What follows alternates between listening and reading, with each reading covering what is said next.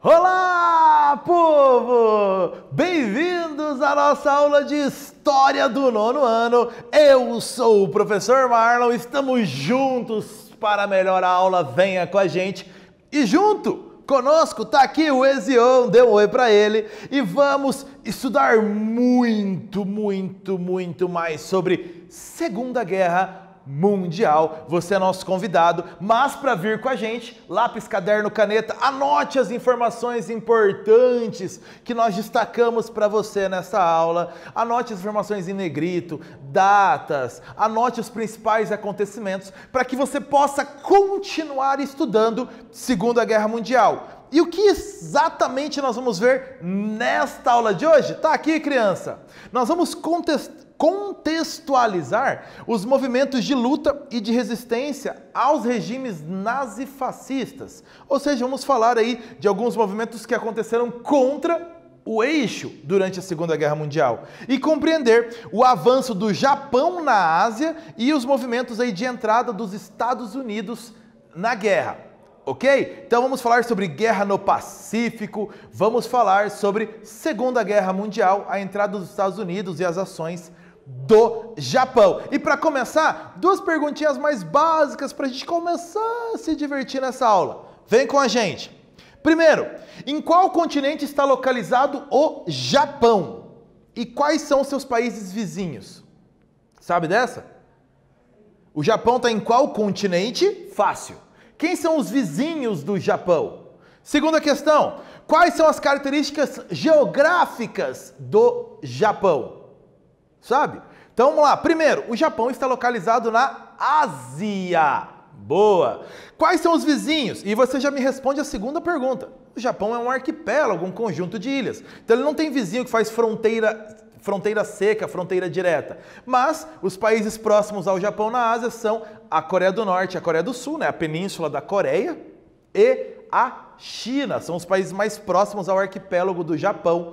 Então, ali na Ásia. Tá aí para você. E eu destaquei ainda o Japão dividido aí nos seus distritos. Então, todo o arquipélago japonês que você percebe, muitas ilhas formando o arquipélago do Japão. Ok? Então você percebeu que nós vamos falar sobre o Japão nessa nossa aula. Então vem com a gente para entender Japão, Segunda Guerra Mundial, Estados Unidos, Guerra no Pacífico, tudo isso. E para a gente começar, observe essa imagem que está na sua tela. Isso, dê uma boa analisada nela aí, olha bem, observe bem essa imagem aí na sua tela do lado esquerdo. Que mensagem que essa imagem está transmitindo para você, observando os elementos todos da imagem? Qual é a mensagem que está contida nessa imagem? Você percebe um grande samurai japonês, ao fundo dele as bandeiras da Alemanha nazista, da Itália fascista e do Império Japonês, e ele está destruindo navios no mar. Percebeu isso, né? Então, qual a intenção de divulgar essa imagem? A força do Japão, o ânimo aos japoneses na Segunda Guerra Mundial. O Japão, então, estava entrando com tudo na guerra, ao lado da Itália e da Alemanha, que estavam com as suas lutas na Europa, na África. Então, o Japão na Ásia estava entrando com tudo nessa luta, a força do samurai aí, a ideia de dar ânimo para os japoneses nessa guerra, de influenciar os japoneses a apoiar a entrada do Japão na Segunda Guerra Mundial. Dê uma olhada neste pôster de um filme, esse filme chamado Pearl Harbor. A entrada dos Estados Unidos na Segunda Guerra Mundial, ela tem sido amplamente trabalhada no cinema. Você tem muitos filmes produzidos em Hollywood, nos Estados Unidos, sobre a entrada dos Estados Unidos na Segunda Guerra Mundial e a participação do país. Certamente você já assistiu algum filme sobre essa temática.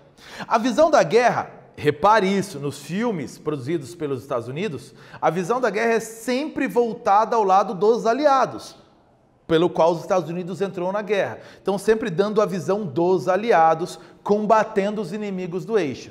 Costuma assistir filmes? Repare isso nos filmes produzidos pelos Estados Unidos que trazem a temática da Segunda Guerra Mundial. E esse filme, Pearl Harbor, é um destes que traz essa temática, a visão dos Estados Unidos sobre a Segunda Guerra Mundial. Te convido, filmes são sempre um bom elemento para você entender melhor assuntos históricos. Assista filmes, compreenda, faça uma análise deles, uma análise criteriosa, procure entender o filme, te ajuda a aprender história. Dica dada, criança! Vamos começar nossa aula, a Guerra no Pacífico. O Japão, ele partiu para a conquista das colônias europeias e dos Estados Unidos lá no Extremo Oriente. Então, nessa região mais próxima mesmo ao arquipélago do Japão, o Japão partiu para a conquista dessas colônias de outros países. Na campanha do Pacífico, iniciada em 1941, os japoneses conquistaram Hong Kong, na China, Singapura, ali na Malásia, as Índias Orientais Holandesas, toda a Birmânia, que aliás hoje se chama Mianmar, e quase todo o arquipélago das Filipinas, que era uma ex-colônia dos Estados Unidos que havia se tornado independente anteriormente. Então, o Japão só entrou na guerra em 1941. Lembre-se, os outros países do eixo. A Alemanha entrou na guerra em 1939, iniciando a Segunda Guerra Mundial. A Itália entrou em junho de 1940 e o Japão no início de 1941, aproveitando-se então aí dessa parceria e conquistando colônias de outros países na Ásia, aumentando o poder do seu império. Aqui eu trouxe um mapa para você que vai mostrar essa expansão territorial japonesa, iniciada lá em 1930, na década de 1930, e que foi ampliada durante a Segunda Guerra Mundial. Então o Japão destacado no seu mapa em vermelho. O mapa da sua tela, o Japão em vermelho, até circulei, fica mais fácil de você localizar. Esse é o arquipélago japonês. A partir daí, a expansão territorial do Japão. Então o Japão conquistando territórios, primeiro na Manchúria e na Península da Coreia, depois vindo para a região da China e conquistando então outros territórios nesse Extremo Oriente que nós falamos. Então aqui a Península da Indochina, a Birmânia, a Malásia, as Índias Orientais Holandesas, as Filipinas, você tem aqui Hong Kong, então você tem um aumento do Império Japonês. Percebeu?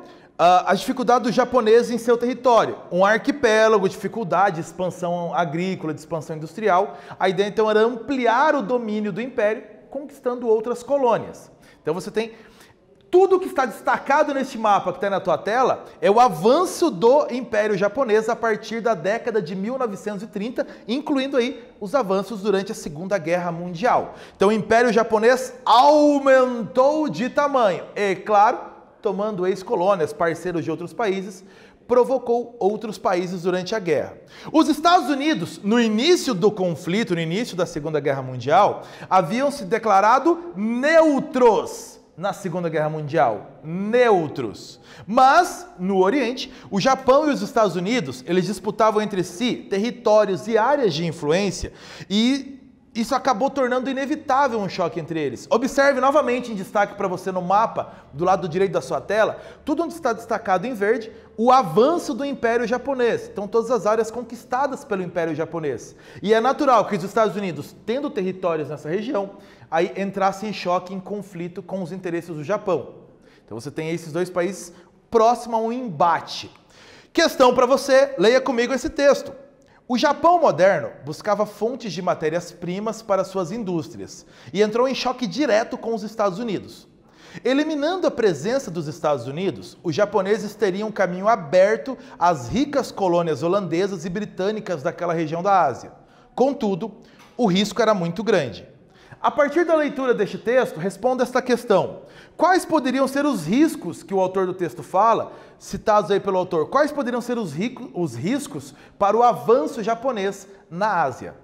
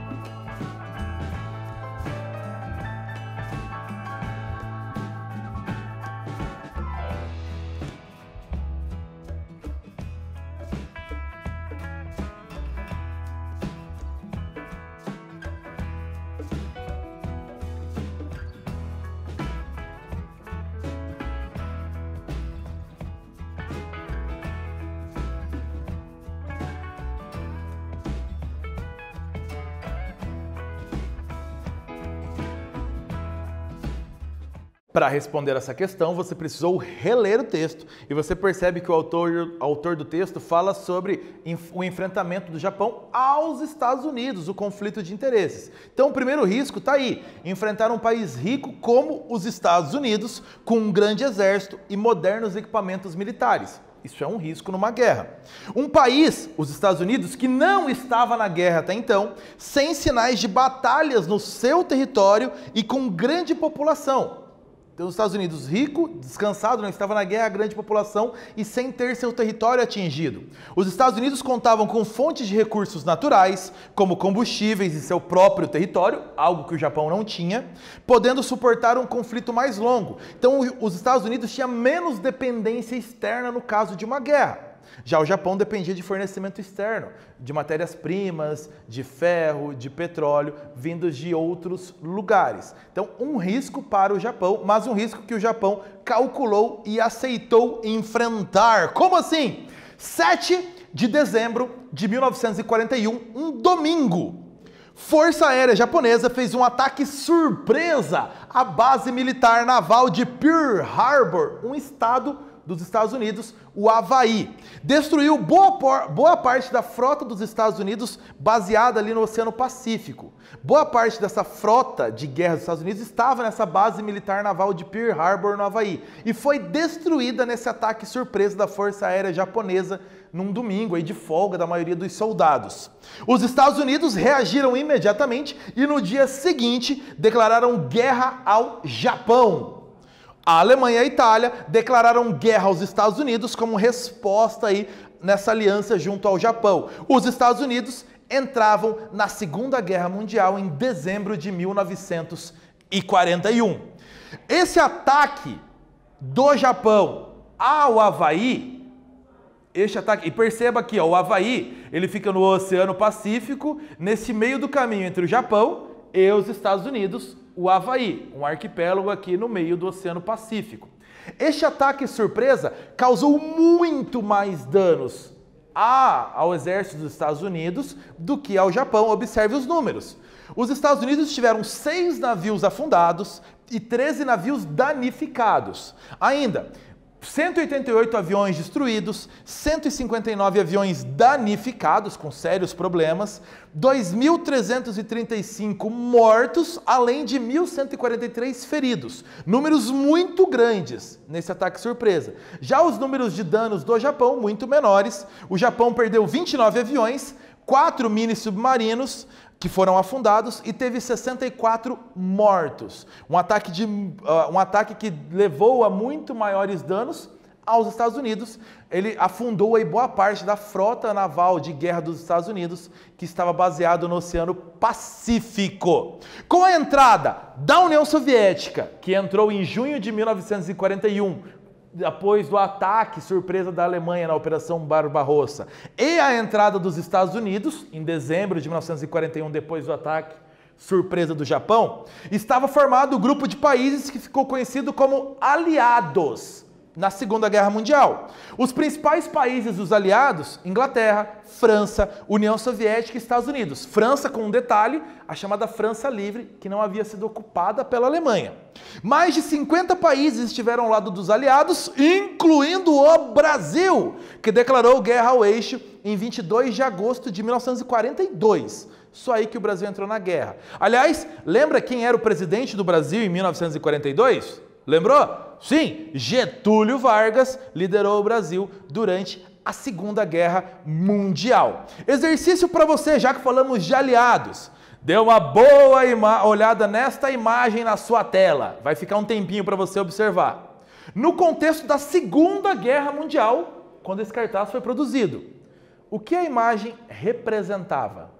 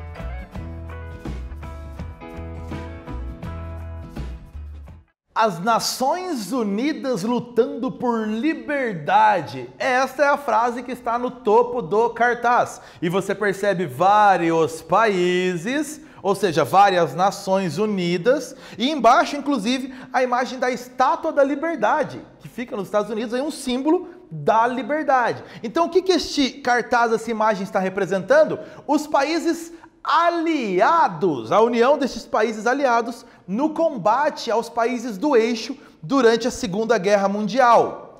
É realçada essa ideia pela Estátua da Liberdade. Os aliados estariam lutando por liberdade, segundo o cartaz, na Segunda Guerra Mundial. Portanto, segundo essa imagem, os aliados estariam de um lado bom, o lado da liberdade, contra o eixo, que estaria do lado negativo, do lado da opressão, do lado da escravidão. Então repare ainda que é uma imagem, além de defender essa união dos aliados, uma imagem de crítica ao outro lado. Se nós estamos do lado da liberdade, os outros estão do lado da escravidão. Continuando, a guerra no Oceano Pacífico. Estados Unidos entrou na guerra para combater o Japão em um primeiro momento. Então, a guerra travada aí no Oceano Pacífico entre Japão e Estados Unidos. A guerra no Pacífico, ela teve características diferentes de outras frentes, como na Europa, como na África. Foi diferente, porque foi uma guerra essencialmente naval. Aérea e naval. O porta-aviões era a arma decisiva. E aqui do lado você tem a imagem, a fotografia de um dos porta-aviões usados pelos Estados Unidos durante a Segunda Guerra Mundial. Então os porta-aviões que levavam um deslocamento mais fácil dos aviões, dos grandes combates aéreos e navais da Segunda Guerra Mundial no Oceano Pacífico, travados aí entre Estados Unidos e Japão. Então é uma característica diferente. Combates aí envolvendo o Oceano Pacífico. Boa parte das batalhas foi travada nas ilhas e arquipélagos do Oceano Pacífico. Muitas vitórias japonesas no iniciozinho de 1942. Os primeiros meses após a entrada dos Estados Unidos trouxe muitas vitórias ao Japão e até um avanço do Japão nessas ilhas e arquipélagos do Oceano Pacífico. Então, guerra com uma característica diferente. Mas vem a Batalha de junho de 1942, conhecida como Batalha de Midway, um conjunto de ilhas que fica nas Ilhas Salomão. Essa Batalha de Midway, ela teve como resultado a derrota do Japão, e isso causou uma virada nessas batalhas do Oceano Pacífico. O Japão, que vinha vencendo até meados de 1942, passou então para maior número de derrotas. Essa batalha que marcou essa reviravolta, ela causou a perda da maior parte da frota de guerra do Japão nesta batalha. Então aí tem uma virada e os Estados Unidos passam a ter um domínio maior dessas batalhas no Oceano Pacífico. Também nós temos a chamada Batalha de Guadalcanal, também nas Ilhas Salomão, que foi disputada no final de 1942, início de 1943, que essa sim marcou o avanço dos Estados Unidos sobre o domínio que o Japão tinha. Então, a Batalha de Midway marca uma reviravolta e a Batalha de Guadalcanal marca o início do avanço dos Estados Unidos sobre o território que o Japão estava conquistando. Então, de ilha em ilha, a partir de 1943, os Estados Unidos foi espremendo o Japão de volta para o seu território. Arma super importante, além do porta-aviões na Segunda Guerra Mundial, está na tua tela do lado esquerdo, os aviões, partindo desses porta-aviões. Exercício para você, leia esse texto abaixo, eu vou ler junto com você, identifique as informações incorretas e reescreva o texto corrigindo. Vamos lá! Os Estados Unidos entraram na Segunda Guerra Mundial em dezembro de 1941, após terem navios mercantes afundados por submarinos italianos. As principais batalhas contra o exército japonês foram nas ilhas do Oceano Atlântico, que tiveram como características as lutas em trincheiras. Encontre os erros e corrija.